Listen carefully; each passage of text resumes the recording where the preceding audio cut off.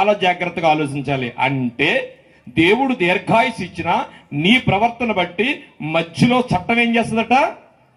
దాని పని అది చేసేస్తుందట. చట్టం పరిశుద్ధమైందే, కానీ దానికి కొన్ని రూల్స్ ఉన్నాయి. ఎంతమంది చీఫ్ మినిస్టర్ని ఈ ప్రపంచంలో ఉరిదీశారు తెలుసండి? ఎవరినండి? చీఫ్ మినిస్టర్ని ఉరిదీసేసింది ప్రపంచం, మనది దేశం అండి. పాకిస్తాన్లో ఒక ఆయన ఉరిదీశారు, ఎంతో మందిని ఉరిదీశారు. అంటే చట్టం చాలా పవిత్రమైంది, చట్టం చాలా పవర్ఫుల్ అయింది. అందుకనే 11లో ఆయన మాట్లాడాడు. అర్థమవుతుంది కదండి ఎందుకు అర్ధాయుషిగా మారిపోతున్నారు భక్తులు, భక్తిహీనులు కూడా. చదవండి అది సామెతల గ్రంథము 29వ అధ్యాయము 1వ వచనం. మరో మాట కూడా చెప్తున్నాడు. దేవుడు నీకు చాలా సార్లు చెప్పాడు. ఇప్పుడు ఒక అబ్బాయిని చూసాం, నేను కొంచెం మొహమాట లేకుండా మాట్లాడతాను, ఒకవేళ తిట్టుకోవాలనుకుంటే తర్వాత తిట్టుకోండి. ఇప్పుడు ఒక అబ్బాయి మాట్లాడారు, ఎవరు కొడుకండి. ఆ అబ్బాయి మాట్లాడుతూ ఉన్నప్పుడు ఏం మాట్లాడాడంటే, ఆయన మళ్ళా తాగేశాడట. ఏమనుకోద్దునన్నా చేసాడట. అంటే దేవుడు ఇప్పుడు ఏం చెప్పాడు? ఆయనకి ఒక విషయాన్ని చెప్పాడు. ఏం చెప్పాడంటే, ఇంట్లో దుఃఖం వచ్చేసింది, కీడు వచ్చేసింది, మరణం వచ్చేసింది. ఇప్పుడు అతను ఏమన్నాడు? ఇక నేను తల్లికి ప్రమాణం చేశాను, ఇక నేను తీసుకోనమ్మా అని తల్లికి ప్రమాణం చేశాడు. అలాగా నువ్వు నేను కూడా నువ్వు చేస్తున్న మన కీడులకి ఎన్నిసార్లు దేవుడికి మనం ప్రమాణాలు చేస్తుంటాం? మీరు ఇలా అర్థంలో చూసుకోండి, ఇక్కడ చెప్పక్కర్లా, ఎన్నిసార్లు చేస్తుంటాం. అలాంటి వారిని అంటున్నాడు, ఎన్నిసార్లు గద్దించినా విననొల్లని వానిని హఠాత్తుగా. ఇప్పుడు 2 విషయాలు తెలిసే మనకి. దేవుడు దీర్ఘాయుసు ఇస్తాడని తెలిసింది.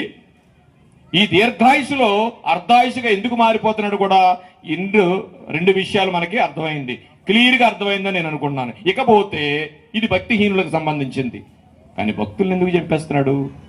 ఇప్పుడు మనం అనుకుందాం, లక్ష్మి గారు భక్తురాలు ఎందుకు, ప్రవీణ్ గారు భక్తుడు ఎందుకు, చాలా మంతులు భక్తులు అనుకుంటున్నాం కదా.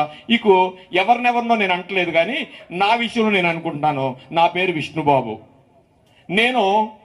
మీరందరూ ఏమనుకుంటున్నారు? పాస్ గారు వాక్యం చెబుతున్నారు కనుక ఈయనకి చాలా తెలుసు, చాలా మంచోడు అని అనుకుంటున్నారు కదా. సో నేను మంచోడు కాదు. ఓకే, నేను మంచోడు కాదు. కాసేపు అనుకోండి, ఎల్లిటోడు మళ్ళీ మంచోడు కదా అని అనుకున్నారు కనుక కాదు. సార్ నన్ను మంచోడు అనుకుంటున్నారు కదా మీరు, కానీ దేవుడికి నాకు ఏం మంచితనాలు చెడ్డతనాలు అడ్డున్నాయో మీకు తెలియదు. చాలా మంచిగా ఉన్నాను, చాలా వాక్యం చెప్పేస్తున్నాను, వింటున్నారు. అబ్బో ఆయన చాలా బాగా చెప్తున్నాడు అండి, ఆయనకి గొప్పోళ్ళేడని అంటున్నారు మీరు. కానీ చాలా చెడు కార్యాలు నాలో ఉన్నాయి. అవి సమాజానికి హాని చేయకపోవచ్చు, సంఘానికి హాని చేయకపోవచ్చు, నా కుటుంబానికి హాని చేయకపోవచ్చు, కానీ దేవుడికి నాకు మధ్యలో ఏదో ఒకటి జరుగుతుంది. కానీ ఆ విషయం దేవుడు చాలా సార్లు నన్ను గద్దించాడు, కానీ నేను మానట్లేదు. అది ధనం కానివ్వండి, వ్యభిచారం కానివ్వండి, డంభము కానివ్వండి, పొలిటీషియన్ కానివ్వండి, ఏదైనా కానివ్వండి. కానీ మీరందరూ నన్ను ఏమనుకుంటున్నారు? మంచోడు అనుకుంటున్నారు. మంచి పనులే చేస్తున్నాను, అన్ని మంచి పనులే చేస్తున్నాను, ఎక్కడ సమాజానికి దొరకట్లేదు. కానీ ఏదో ఒకటి దేవుడికి నాకు మధ్యలో ఉంది. కానీ అది నాకు చాలా సార్లు, ఎన్నిసార్లు గద్దించినా అన్నాడు కదా, చాలా సార్లు గద్దిస్తున్నాడు. నాకు చెప్పాడు దేవుడు నన్ను లేపేశాడు. మీరేమనుకుంటారు? ఏమనుకుంటారు నన్ను? అసలు దేవుడికి ఏమైనా ఉందా? ఆయన ఎలా వాడబడుతున్నాడు? విష్ణుబాబు గారు అంటే మామూలు విషయం కాదు కదా, అదేంటి అలా చంపేశాడు దేవుడు ఆయన్ని అనుకుంటారు. అనుకోమా? కానీ మనం అనుకునేది అది, కానీ అనుకునేది వేరు. మన ఇంట్లో 2 పిల్లలు ఉన్నారనుకోండి, ఆ పిల్లలు సాధారణంగా ఏంటంటే ఒకళ్ళు మంచోళ్ళు ఉంటారు, ఒక చెడ్డోళ్ళు ఉంటారు.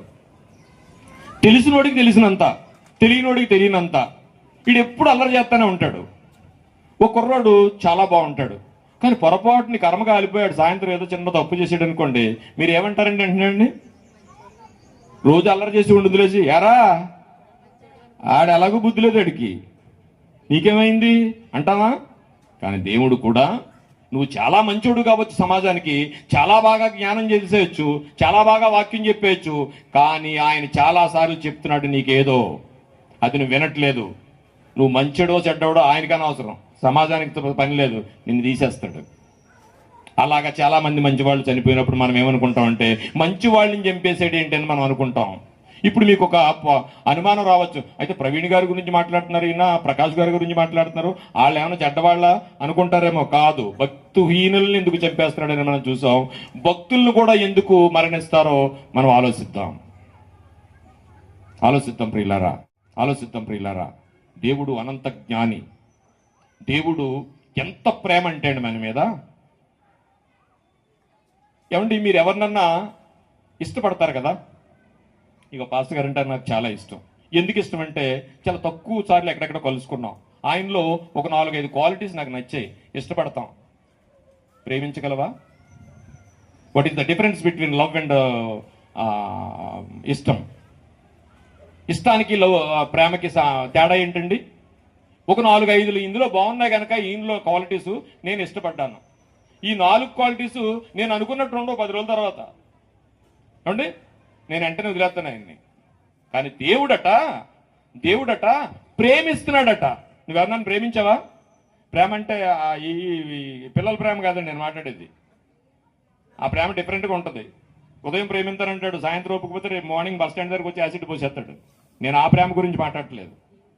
నీ పిల్లల్ని కూడా నా తమ్ముడు చాలా మంచోడు, నా అన్నయ్య చాలా మంచోడు, ఇగో నేను ప్రేమిస్తున్నాను, మా వాడు చాలా చేస్తాడు, ఆడంటే నాకు చాలా ఇష్టం, అబ్బాయి నాకు అన్ని తెచ్చి పెడతాడు, నేనంటే ఎంత ఇష్టం, నా పనులు కూడా ఆడే చేసేస్తాడు, నేను ఇష్టపడుతున్నానంటావు కానీ ప్రేమిస్తున్నానని అనగలవా?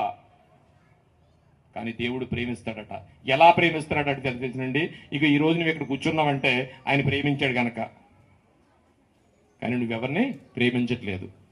ఎలా ప్రేమించట్లేదు? నువ్వు అనుకునే ఆలోచన కానీ ఆయనకు ఉందనుకోండి, మనం ఇక్కడ ఉంటామా? మనం ఎవరినైనా క్షమింతామా? పొరపాటు మిమ్మల్ని ఎవరిని అన్నంటే ఊరుకుంటారా?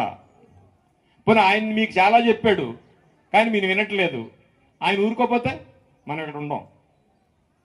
ఎన్నాడెన్నడు మారనిది నా యేసుని దివ్య ప్రేమ అనగా పైనుంచి వచ్చిన ప్రేమ అండి. దేవుడు ఆత్మ గనక ఆయన పైన ఉంటాడు. ఎన్నాడెన్నడు వీడనిది నా యేసుని నిత్య ప్రేమ. నిత్యం మీరు ఎవరినైనా ప్రేమించగలరా? ప్రేమిస్తారు, కానీ కోపం వచ్చిందంటే వదిలేస్తారు. కానీ దేవుడు అలా కాదండి. చూడండి ఒకసారి. ఒక రోజు ఇజ్రాయేలీలు ఒక విషయం జరిగిందండి. 8 సంవత్సరాలకే రాజు అయ్యాడండి ఒక ఆయన, హోషియా అని. ఆ హోషియా గారు తన 20 సంవత్సరాలు దాటి రాజ్య చట్టాన్ని చేపట్టవలసిన సమయం వచ్చేటప్పటికి ఆయన దేవుడి గురించి అనేకమైన కార్యాలు చేశాడండి. ఎంత కార్యాలు చేశాడంటే అంత మంచి రాజు కానీ, అంత తక్కువ వయసులో రాజు అయిన వాడు కానీ ఇంతవరకు ఎవరు లేరండి. మనం ఇంతవరకు ఏం చెప్పుకున్నామంటే దేవుడు ఒక దీర్ఘాయుష్నిస్తాడని చెప్పుకున్నాం. ఆ దీర్ఘాయుషులో మనిషి చెప్పిన మాట వినకపోతే చట్టం దానిపైన చేసుకుపోతుంది, అర్ధాయుషుగా కూడా మారిపోతారు, భక్తిహీనులని చెప్పుకున్నాం. ఇప్పుడు భక్తులు ఎందుకు చనిపోతున్నారు అనేది ఒక విషయానికి మనకు వెళ్తే ఒక చిన్న విషయాన్ని మీ ముందు ఉంచుతున్నాం. ఓషి అనే ఒక రాజు ఉన్నాడు.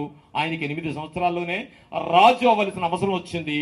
ఆ రాజు ఏం చేశాడంటే తర్వాత వయసు వచ్చిన తర్వాత తన రాజ్య పగ్గాలను పట్టుకున్నాడు. ఎన్ని శాసించాడు, అంతకు ముందు రాజులు చేసిన ఆ అకృత్యాలన్నింటినీ సకలపరిచాడు.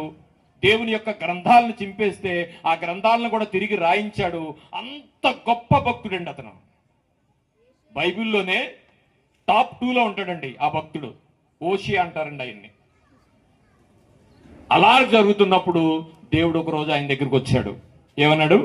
యెషయా ఏలనారంభించినప్పుడు 8 ఏండ్ల వాడై యెరూషలేమునందు అతడు యెహోవా దృష్టికి, అంటే ఎంత భక్తుడు ఏంటంటే దేవుడే ఆయన మీద కాన్సన్ట్రేట్ చేసేంత భక్తిలోకి వెళ్ళిపోయిన ఒక రాజు అండి ఆయన.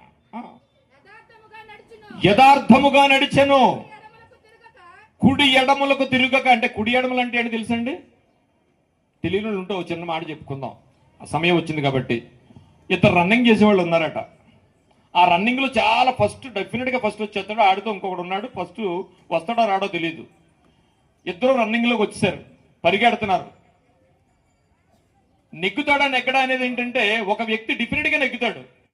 ఈ రెండోవాడు ఏం చేయడం తెలిసిన, ఏదో విధంగా నేను నెగ్గాలని జేబులో బంగారం వేస్తూ పెట్టుకుని వెళ్ళి ఇక దగ్గరికి వెళ్ళిపోతున్నాడని ఓడిపోయే టైంకి ఏం చేయడంటే దాని బంగారం నిలబడేసాడట. వెంటనే ఈ రన్నింగ్ లో ఫస్ట్ వచ్చేవాడు ఏం చేయడు, ఆ బంగారం గురించి ఆగిపోయాడు. అక్కడ అసలు వెళ్ళిపోయాడు అక్కడికి. కుడి ఎడమ, నీవేదైతే దేవుడి నిరీక్షణలో ఉన్నావో నువ్వు దేనిని ఆలోచించకూడదు, వాక్యాన్ని తప్ప. ఈ వాక్యాన్ని వదిలి పక్కకి వెళ్ళావా, నీ కుడి ఎడమలకి ఎటైనా పోవచ్చు. ఎంత గొప్పవాడంటే తనకు రాజ్యరకం వచ్చినా, రాజ్య అధికారం వచ్చినా కుడి ఎడమలకు లేకుండా యెహోవా యొక్క ధర్మశాస్త్రాన్ని నడిపించే పరిస్థితిలో ఉన్నాడనే ఒక విషయం అన్నమాట. చెప్పమ్మా. తన పితరుడగు దావీదు చూసిన ప్రవర్తనకు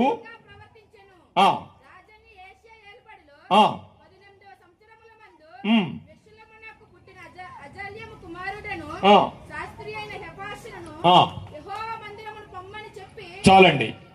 ఇలాగ జరుగుతున్నప్పుడు ఆ రాజుని దేవుడు ఒక రోజు ప్రత్యక్షమై, నాయనా నిన్ను నేను నిద్ర పెట్టేస్తున్నాను నాయన. అంటే బైబిల్ పరిభాష ఏంటంటే, ఒకవేళ బైబిల్ తెలియని వాళ్ళు ఎవరన్నా ఉంటే, అందరూ ఇక్కడ తెలిసిన వాళ్ళే, బైబిల్ పరిభాష అంటే మరణాన్ని నిద్రతో పోల్చాడు కనుక ఆయన జోకెట్టేస్తాను ఆయన అని చెప్పాడు. ఏంటి ఆ వయసులో చనిపోయిన తర్వాత ఎంతమంది ఆయన ఏమనుకున్నా తెలుసండి, దేవుడే వచ్చి నాయనా నిన్ను నేను చంపేస్తున్నాను. ఎందుకు తండ్రి అంటే, ఇక ఒక పెద్ద ఉగ్రత ఇక్కడికి రాకపోతుంది. ఈ ఇజ్రాయేలీలందరినీ నెబుకద్నెజరుని ఒక క్రూరమైన రాజు వచ్చి చెరపట్టకపోతున్నాడు. ఆ చెర నువ్వు తట్టుకోలేవు నాయనా, నువ్వు తట్టుకోలేవు. నా కుమారుడైన నీకు తట్టుకోవడం కష్టం అవుద్ది. ఎందుకంటే అందుకని ఇక్కడ ఒక భయంకరమైన ఉగ్రత రాబోతుంది. అందుకని ఏం చేస్తున్నాను తెలిసినా, నిన్ను తీసేస్తున్నాను నాయన. దేవుడు వచ్చేమన్నాడండి, నేను నిన్ను నీ పితరుల యొద్దకు చేర్చెదను. అంటే బైబిల్ పరిభాషలో నిన్ను పచ్చిగా మనం మాట్లాడుకుంటే, నువ్వు చాలా మంచోడు నాన్న, ఒక రాజు వస్తున్నాడు వీళ్ళందరినీ సర్వనాశనం చేసేస్తాడు, అందులో నువ్వు ఉండటానికి నాకు ఇష్టం లేదు, నిన్ను నేను చంపేస్తున్నాను. ఎంతండి వయసు ఆయనకి?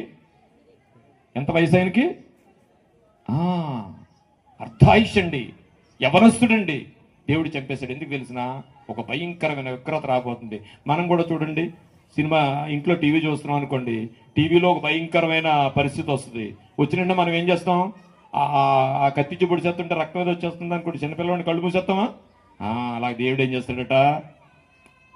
ఇప్పుడు చూడండి, దేవుడు ఎప్పుడైతే ఇలా చేశాడో అది ఆ నోట మొత్తం ఇజ్రాయేలీలందరికీ తెలిసిపోయి ఇజ్రాయేలీలు దేవుడి మీద సొనగడం మొదలెట్టారట. ఇదేం దేవుడు అండి బాబు, ఇప్పుడు మనం అనుకున్నట్టే ఇదేం దేవుడు అండి, చిన్నపిల్లని చంపేస్తాడా? ఎన్నో దేవుడి కార్యాలు చేస్తున్నాడు కదా, అంతకు ముందు జరిగిపోయిన ఉన్నత స్థలాలన్నింటినీ నిర్మిస్తున్నాడు కదా, ఈయన చంపేస్తాడేంటి అని మనలో ఈరోజు గాంధా లక్ష్మి గారికి వచ్చిన డౌట్ లాంటిదే. క్రైస్తవురాలుగా మారి భక్తిలో కొనసాగుతున్న ఆమె అర్ధాయుషులో చనిపోవడం చూసి మనం జొనుక్కున్నట్టే ఆ రోజు కూడా ఆ రాజు గారి గురించి దేవుడి మీద ఇజ్రాయేలీలందరూ సొనగడం మొదలెట్టారండి. అప్పుడు దేవుడు యెషయా గారిని పిలిచి, యెషయా ఏమిటయ్యా, సర్వోన్నతుడైన నన్ను, అనంత జ్ఞాని అయిన నన్ను వీళ్ళకి అర్థం కావట్లేదు నేనేంటో, సర్వశక్తుడు దుష్కార్యము చేయుట అసంభవం, నేను దుష్కార్యం చేయను. ఎందుకు చంపేశాను తెలిసిన, కింద రాశాడు చూడండి, నేను ఈ స్థలము మీదకు రప్పించబోవు కీడును నీవు నీ కన్నులతో చూడకూడదు నాయనా. నువ్వు నా కుమారుడు, నా గురించి ఇప్పటి వరకు కష్టపడ్డావు, దేవుడు ఎంత పని చేశావంటే చాలా పని చేశావు నాయన, చాలా మంచోడు, నేను చంపేస్తున్నాను అంటున్నాడు. Are you accepted? మీరు యాక్సెప్ట్ చేయరు, చూసేవాళ్ళు యాక్సెప్ట్ చేయరు. దేవుడు ప్రణాళిక ఎలా ఉంటుందంటే, ఎందుకు దేవుడిచ్చిన దీర్ఘాయుషులో మనిషి అర్ధాయుష్